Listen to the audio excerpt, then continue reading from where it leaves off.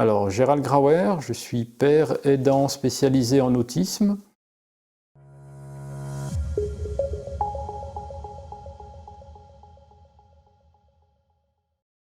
Travailler en groupe, ça a un avantage immédiat, c'est qu'on travaille avec un nombre restreint de personnes. Pour moi, c'est plus facile de gérer un nombre restreint de personnes, donc de participer à une conversation dans un nombre restreint de personnes, d'interagir, de lire le langage non verbal, d'être juste. C'est beaucoup plus facile avec un nombre réduit de personnes. Et ça, je l'ai entendu souvent chez d'autres personnes autistes adultes. C'est moins il y a de personnes avec qui elles doivent interagir et le plus à l'aise elles seront.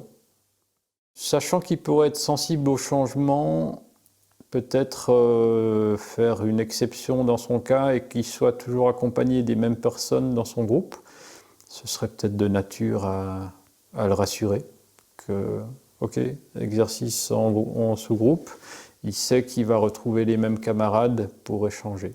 C'est plus facile pour un enfant autiste d'être mis dans un sous-groupe, dans une pièce séparée.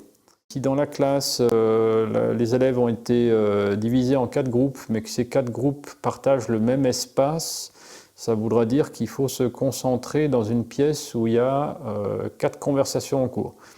Et ça peut être extrêmement difficile à gérer pour une personne autiste, puisque les capacités d'inhibition du cerveau sont altérées, donc il va entendre les conversations du groupe à 5 mètres avec le même degré de priorité pour son cerveau que la conversation qu'il est de son propre groupe.